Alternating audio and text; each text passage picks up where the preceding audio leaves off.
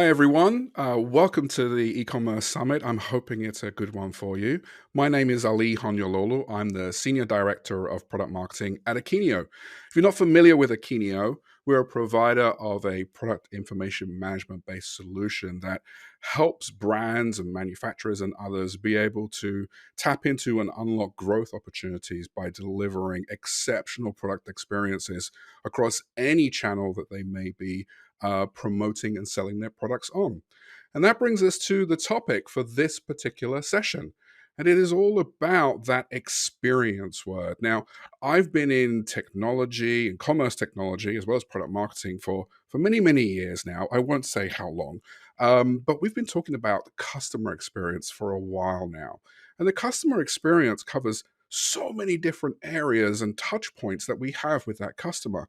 And there is one in particular that we tend to not talk about as much. And that's the experience that your customers have with your products, not just in terms of the tangible or intangible product or service, but every time that they are learning about, discovering, and buying those products, it's something we need to be looking at as well.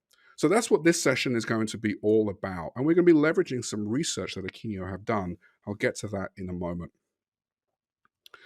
Now, I think it's pretty obvious to say and start with that customers and us as shoppers and buyers today are more demanding, more fickle, more picky, as they say, and we're also more educated than we ever have been before, especially during the last 2 years where we were forced to essentially do our own research, discovery, and learning about products that we wanted or needed on our own online typically. But it doesn't mean that the offline world, as it were, has gone away. And in fact, it continues to grow as well. Um, we're not just talking about us as brands and manufacturers being omnichannel, but our customers are inherently omnichannel as well. They are going anywhere that they need to be able to find the products that they want to buy. So that means that you need to be anywhere that they can be found as well. And the thing is, we've been spending a lot of money and resources and time in trying to understand that customer journey and then optimized against it. Maybe even trying to leverage technology or some very smart individuals to try and better predict where those customers are going to be and what they're going to do. And in many cases, we end up just having to be a very reactionary. I come from the background of advertising technology and retargeting, which was a reactionary way to go back to the customer in their journey to promote products.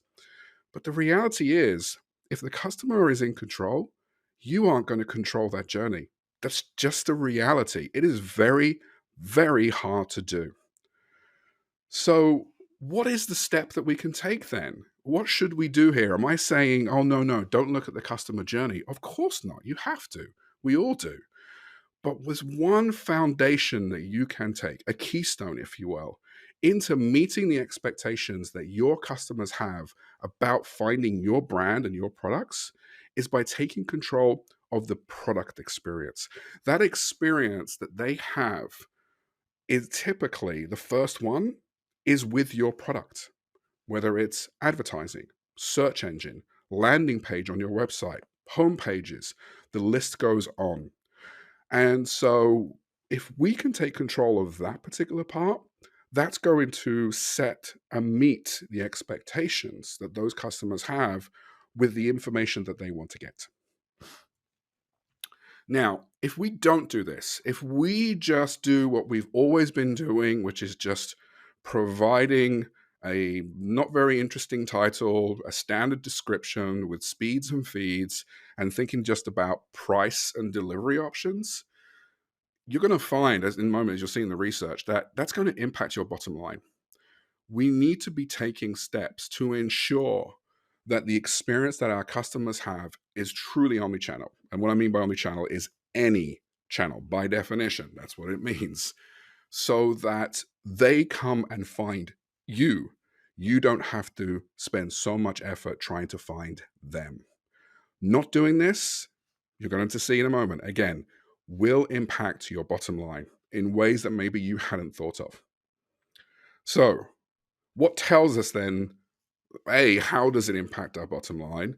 And B, what are some of the recommendations then that we should be doing? What should we be looking at first? And that's where some recent research that Akenio did with 3Gem called the Product Experience Satisfaction Around the World report. We surveyed nearly 2,000 consumers to ask them, how do you research your products when you look to buy them? And what are your expectations of the merchants that you buy from, whether that is a favorite brand or a retailer, or the list goes on?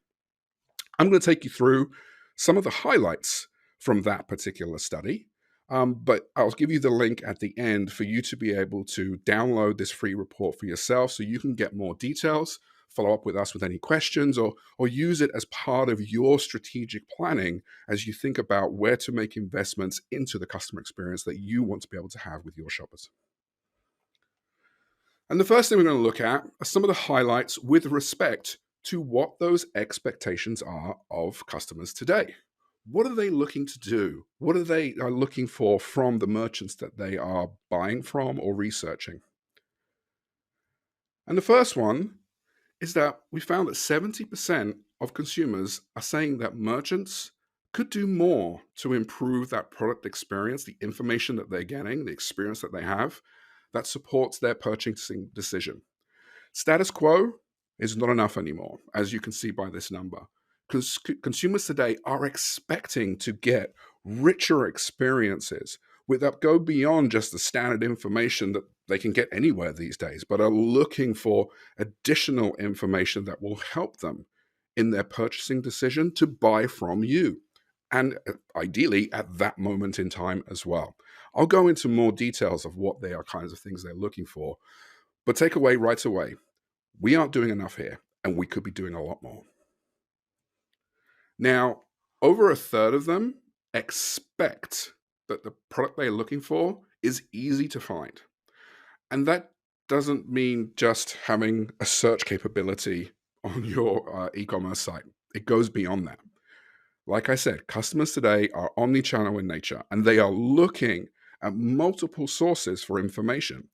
That's what they mean by finding it. Wherever I go, I want to find out about your product, whether that's on your website, in a mobile app, on a search engine, social media site, the list goes on. Certain retailers that are out there, you get the idea.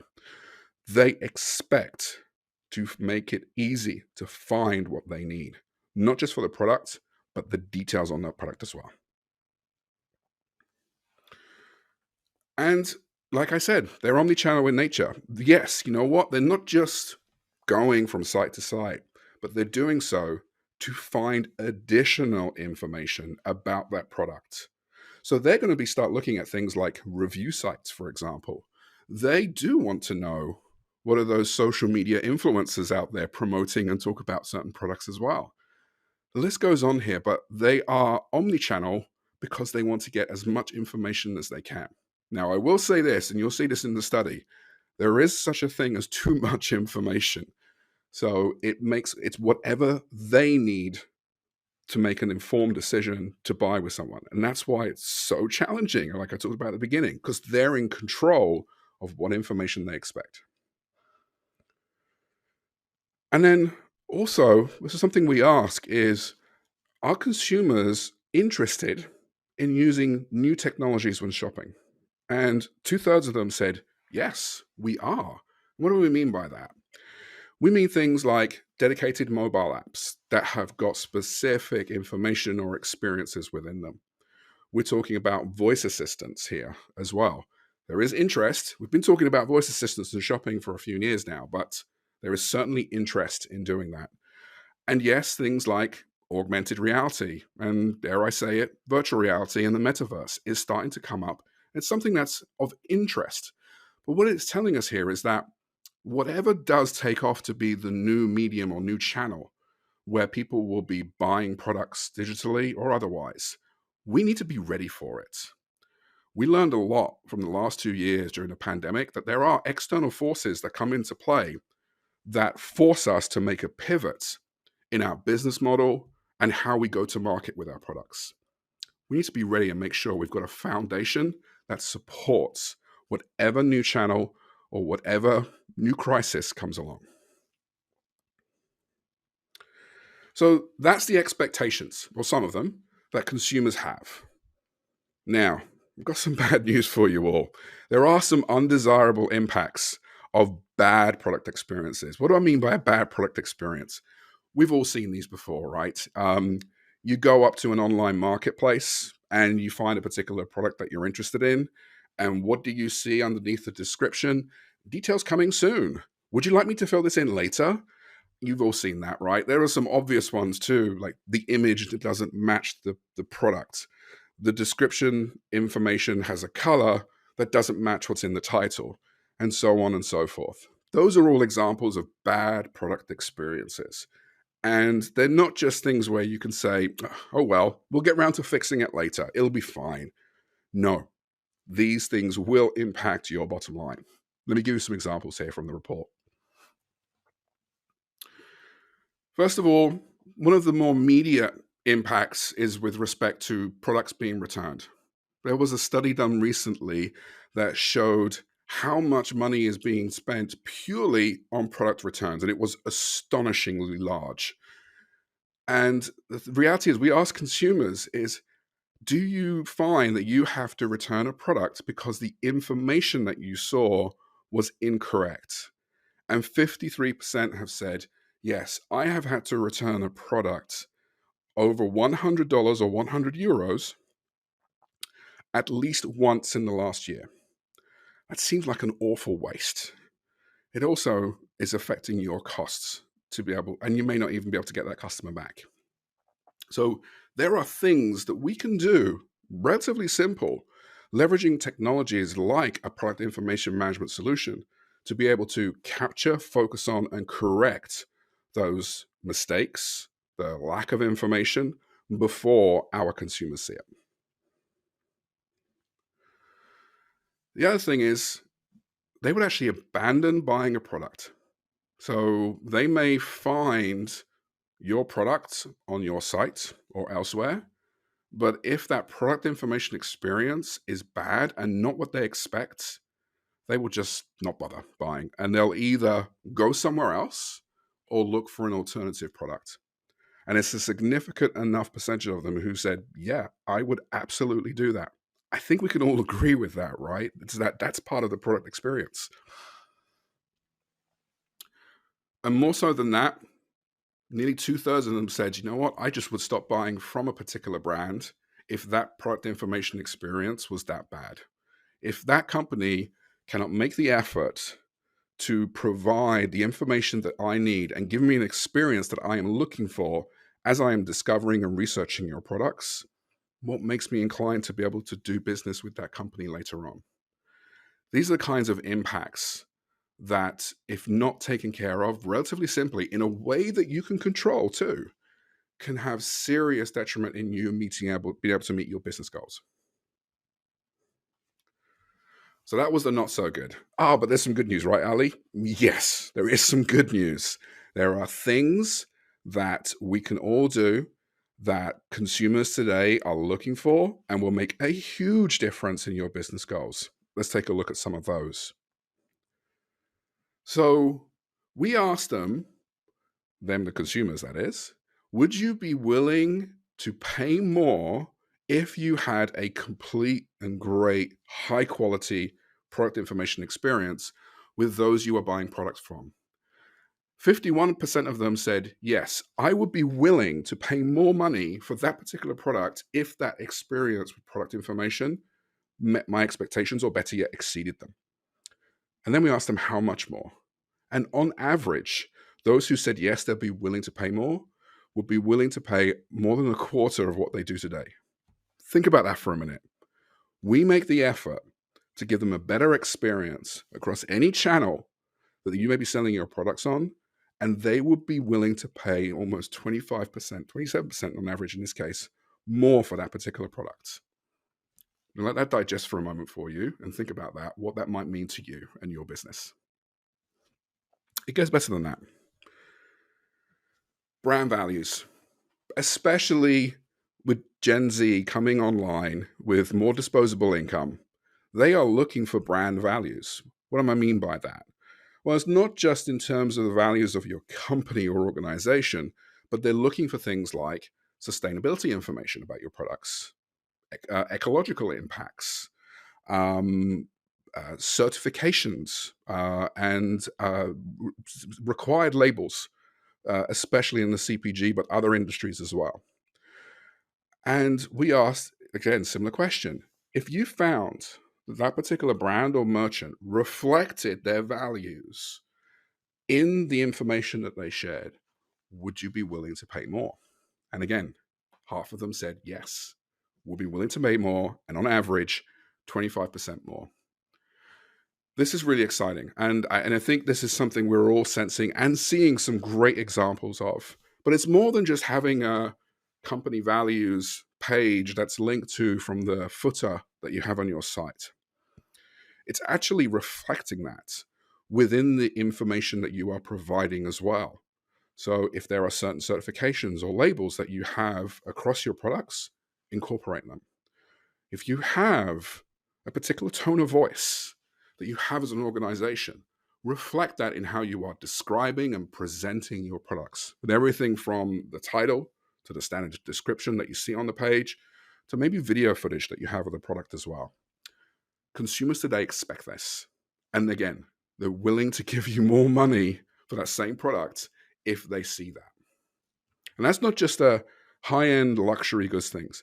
We're seeing this with small businesses who are selling coffee, for example, and they're using this as a means to not only meet and exceed those customer expectations, but also to differentiate themselves in a market that is highly competitive today online. And then there's another aspect. So that's if they're buying the product, spending more. Would you become a more loyal customer? And if that experience that you had was compelling and maybe in some cases exciting for them as well? And the answer is yes. I would be willing to become a loyal customer. 70% of them said this. And I'll be willing to pay nearly half as much if that was a really great experience that I had.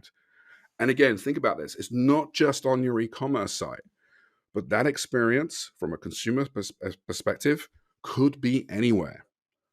We're actually seeing and reading about more digitally native brand DMVBs actually doing things like pop-up stores, for example, in shopping centers and malls that maybe have lost a few stores in the last couple of years. There's a couple of reasons why. First of all, it's actually showing to have a lower customer acquisition cost, ironically. But secondly, it's because they can provide that excitement and that compelling nature that a human-to-human interaction can do. But you need to enable those individuals who are working those pop-ups and stores and what have you.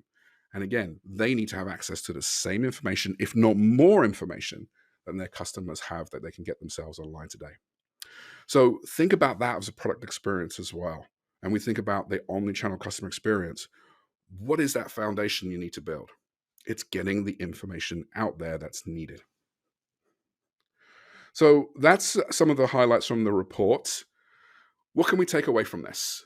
What are some of the things that I can share with you right now that you could potentially take back with you and think about as you incorporate what is your strategy going to be for the experience that you want to have? First of all, the digital shelf is not enough.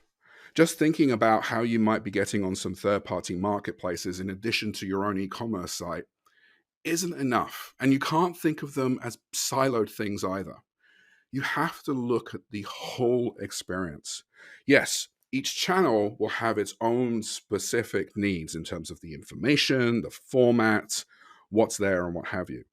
But the question is, how can you set up the people that you have, the processes in place, and putting the right technology so that you have a single source of information that can be leveraged consistently across any channel that you have, with all of that exciting and compelling information that's going to drive those experiences that these consumers have wherever they may go. So don't just think digital shelf. It's important, it's great, but look bigger than that because your consumers are. Secondly, values do matter. This is not something that's just some marketing stuff that you can put on your website and make you look better. No. If you're proud of the certifications that you've got, show them. Your consumers want to see them. If you are putting into place DEI, sustainability efforts, making sure that you're actually being more transparent about the environmental impact that your company and products have, customers want to see it. Leverage them, use them across all the experiences that you have, because people are willing to spend more with you if they do. And you do need to look at what matters for the product information for your customers. You know, you can certainly see the detriment of not having enough information. We talked about earlier on with the undesirable impacts. But like I said, there is such a thing as having too much information. Consumers are feeling overwhelmed. So you need to find the right balance and determine where you should focus, because you don't want to boil the ocean here. So what can you leverage there? Look at your analytics data. You could focus on what are your high-performing products. That's great. You can focus there and make sure that continues. But you could also look at things like your return rates. And if you find that you have products that are selling well, but maybe it's got a slightly higher return rate than you would like, then you can pretty quickly determine that maybe there's something wrong with the information those buyers are seeing. Start there and figure that out, and then monitor as you go along. But focus on what matters, not to you, but to your consumer. And then finally, product experience. This is not just another marketing buzz term under the CX umbrella. This is something real and tangible that will absolutely impact your bottom line. I hope everybody's watching this and you're interested in this. You're going to take the next steps to be able to start thinking about what is the strategy we want to put in place to be able to drive and control those product experiences in ways that impact our bottom line. And that bottom line could be everything from getting products to market faster, to increasing conversion rates, to reducing return rates, and so on. But think about what your goals and objectives are that you want to have as a business, and then from there determine the strategy that you want to take. And doing so with product experience is a way that you can control and you can get up and running as faster than many other options that are out there. So if you'd like to get the report yourself, I put a QR code in here. So if you're watching this recording and you want to click later on, you can absolutely zap that QR code to take you to the website where you can download a free copy of Akenio's Product Experience Satisfaction Around the World report. Hope you find it insightful, hope you find it informative, and I hope it helps you with your strategy and efforts as well. Feel free to reach out to anybody at the Akenio team. If you have a contact, you can reach out to me on LinkedIn. I'm sure you'll find my name up there. I'm the one with this name. But otherwise, you can go to the website and you can click on the Contact Us, and we'll be happy to follow up if you have any questions as well. So with that, I wanted to thank you for taking the time to watch our session today. I hope you found this informative. I hope it turned on some light bulbs in your head. And I hope maybe that this will bring some new approaches and strategies for how you can actually meet those customer expectations that all of us as shoppers want to have in an omnichannel world. Thank you. Enjoy the rest of the summit, and I look forward to seeing you on the road soon. Take care, everybody.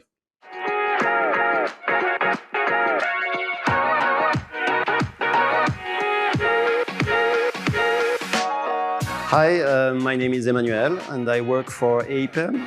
APEM is one of the leading manufacturers of HMI interfaces in the world. And so at APEM, I am the digital data manager.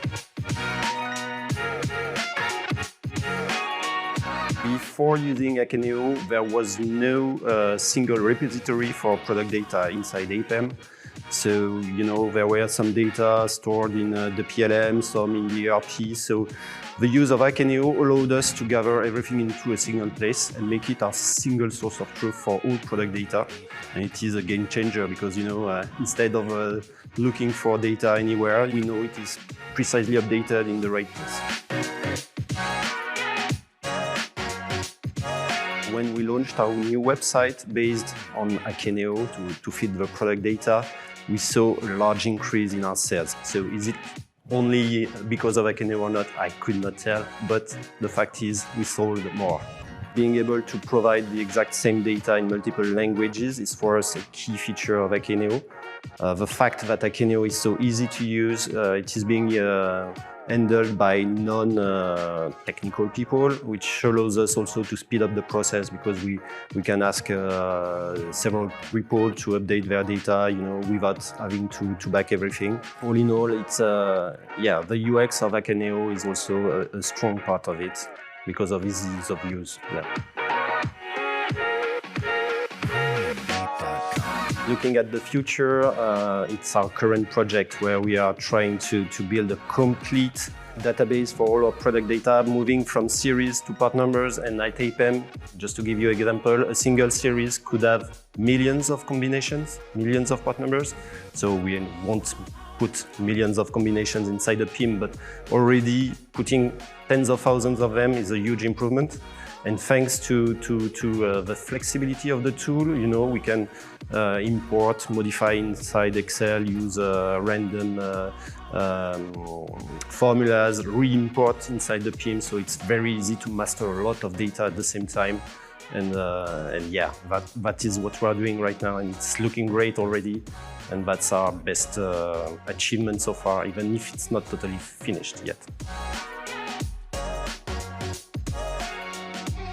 We studied different PIM solutions, and Akeneo was quite new at this time. So I remember that our IT department was reluctant to go on with Akeneo because they were not sure it would succeed, etc., etc. But when comparing the two solutions, we were so convinced that Akeneo was far better in terms of UX, in terms of power. So we made this decision, and now, 6 years later, we are totally confident that we took the good choice here.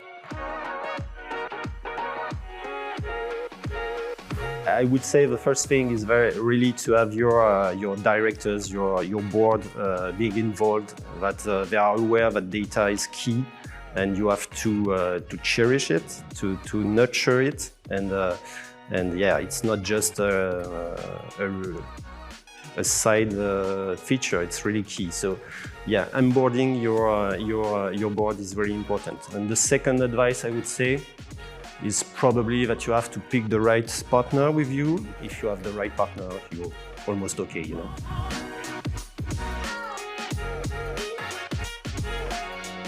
We have a very interesting project right now. Our goal is then, when we have this complete catalog, to be able to share it. This is where we are pretty sure, we are convinced that we will gain a lot of value thanks to that. Being able to share our catalog with distributors, with partners, this is really the next step, and it's very promising for us.